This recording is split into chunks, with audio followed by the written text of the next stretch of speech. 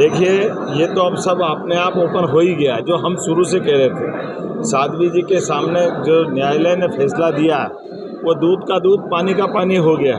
कांग्रेस के सारे षड्यंत्र फेल हुए और कांग्रेस ने एक मनगढ़ंत भगवा आतंकवाद का जो एक वितंडावाद, एक नया नाटक खड़ा किया था, वो सब कुछ ओपन हुआ है। हिंदू कभी आतंकवादी नहीं हो सकता, ये एक बार न्यायालय ने फिर सिद्ध किया। राहुल गांधी के रोज बयान आ रहे हैं, कभी ट्रंप का support ये करते बड़ा हैं। गंभीर मसला है। मैं आप सबके माध्यम से राहुल गांधी जी पे और कांग्रेस के वरिष्ठ नेताओं को भी निवेदन करना चाहूँगा। कांग्रेस लोकतंत्र के सबसे मजबूत आधार स्तंभों पर जिस ढंग से राहुल गांधी जी प्रहार कर रहे हैं और एक के बाद एक मुंह की खाते हैं, वो न्यायालय सिस्टम पे प्रश्न खड़ा करते हैं, न्यायालय को नहीं मानते हैं।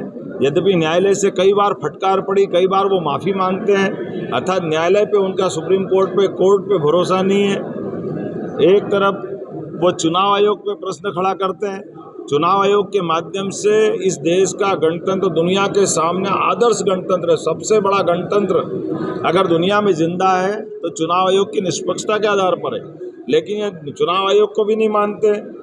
भारतीय जनता के साथ जो हमारी सबकी भावना है कि एक तरफ न्यायालय, एक तरफ चुनाव आयोग और देश की आशा आकांक्षा के केंद्र हमारे सशस्त्र बल, सैन्य बल, सेनाएं, लेकिन जब भी भारत की सेनाओं ने विदेशियों से मुकाबला करके उनके दांत खट्टे किए, उनको घर में मारा, तब भी हमेशा राहुल गांधी के मुंह से बजाय सेना की तारीफ करने के, वो कभी चाइना की, कभी पाकिस्तान की, पता नहीं किस किस की बात करते रहे।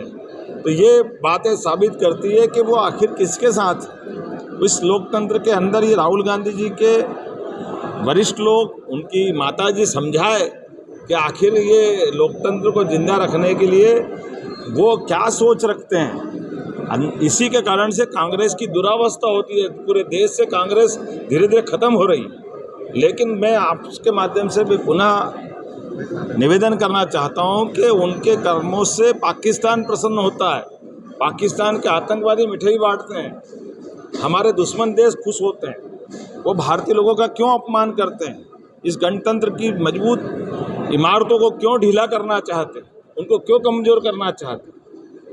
अपने दल की हार से, वो गणतंत्र को कमज़ोर करने से वो उनकी अपनी दल की ताकत नहीं बचेगी, इसीलिए जनता की निगाह से उतर रहे हैं।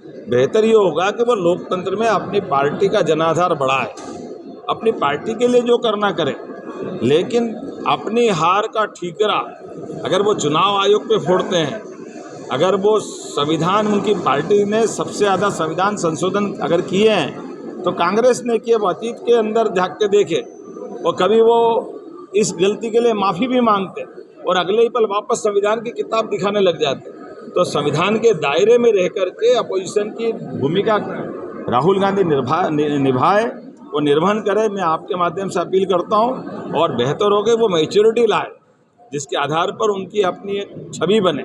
लेकिन दुर्भाग्य के साथ कहना पड़ रहा है कि नेता प्रतिपक्ष भारत रत्न अटल बिहारी वाजपेयी जी ने 50 साल तक जिस पद को पवित्रता के साथ दुनिया के रूप में दुनिया के सामने स्थापित किया, लेकिन ऐसे गरिमामय पद की भी अगर वो गरिमा घटा रहे हैं तो ये पाप उनके सिर पे लगेगा। मैं पुनः अपील करता हूं कि वो ये बात समझे और अपनी नई भूमिका चालू करें। सर, अपने आदिवासी पट्टे ऑनलाइन करने की बात है। अब अपने सपनों की पढ़ाई कीजिए अपने ही शहर के पास।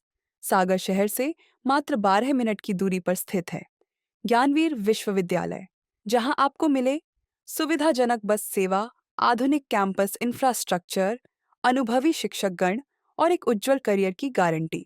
यहाँ उपलब्ध हैं प्रमुख पाठ्यक्रम जैसे management, pharmacy, agriculture, engineering, law, fine arts, hotel management, संगीत और नृत्य, पत्रकारिता और जनसंचार, परफॉर्मिंग आर्ट्स, जनरल कोर्सेज, शारीरिक शिक्षा, योग, पीएचडी सभी विषयों में। नए सत्र के लिए प्रवेश प्रारंभ हो चुके हैं। अधिक जानकारी के लिए संपर्क करें 977 0 522 117 या 977 0 523 279।